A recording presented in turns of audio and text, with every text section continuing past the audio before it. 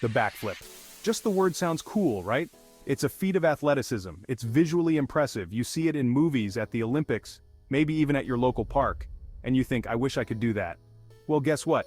You can. It's not magic, it's not a superpower, although it kind of feels like one. It's about breaking down a complex movement into manageable steps. In this guide, we'll journey together towards backflip mastery. We'll cover everything, from your first tentative jump to sticking the landing like a seasoned pro. Are you ready? Let's do this. Before you even think about launching yourself backwards, we need to prep your body. Think of it like warming up your car on a cold morning. You don't want to go from 0 to 60 without giving the engine a chance to purr.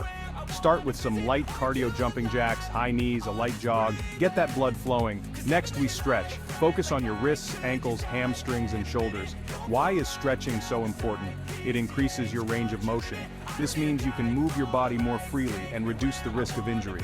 Remember, safety is our top priority. Imagine a basketball player about to take a free throw. They have a routine, a setup that helps them focus and execute. Backflips are the same. Stand with your feet shoulder width apart. Your body should be loose, not stiff. Imagine a straight line running from your head to your heels. This is your base. This is where it all begins. Now lift your arms straight above your head. This will help you generate momentum when you jump. Feeling good? Great. Let's move on to the jump itself.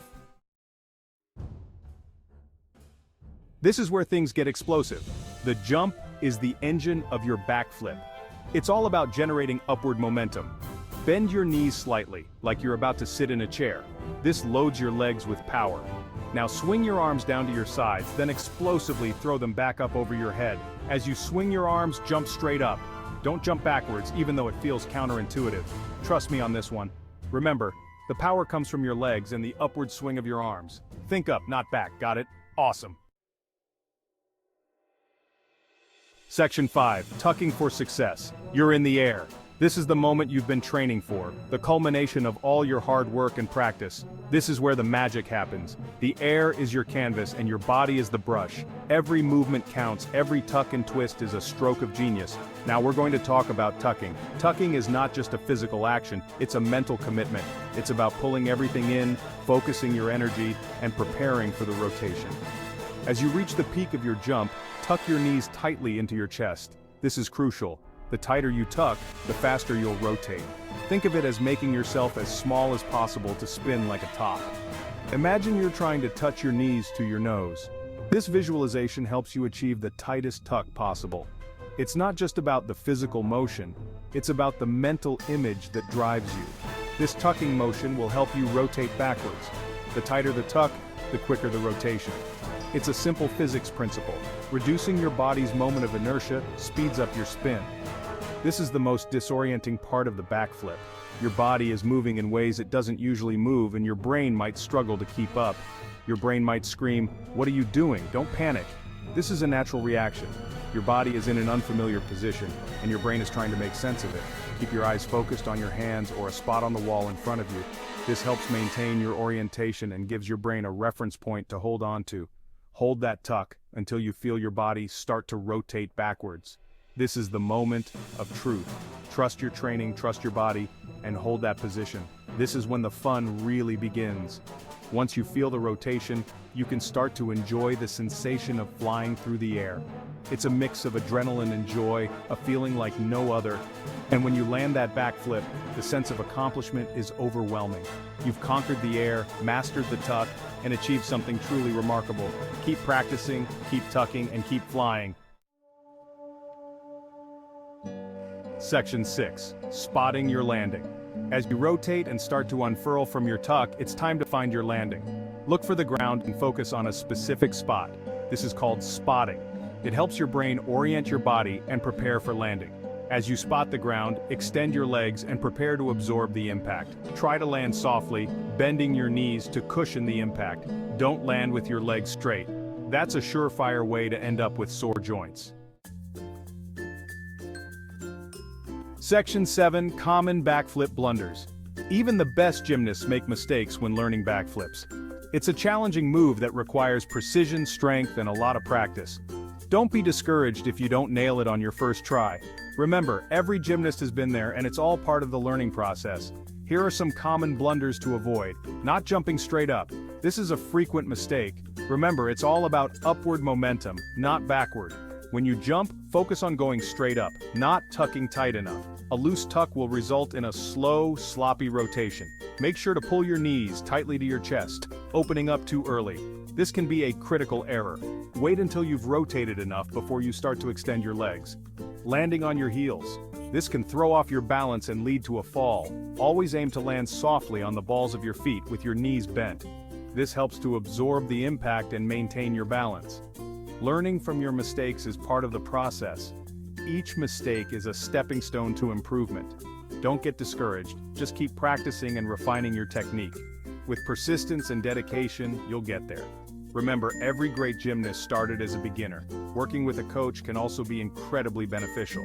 They can provide you with personalized feedback and help you correct your form. Practicing on a trampoline can help you get comfortable with the motion of the backflip without the hard impact of the ground.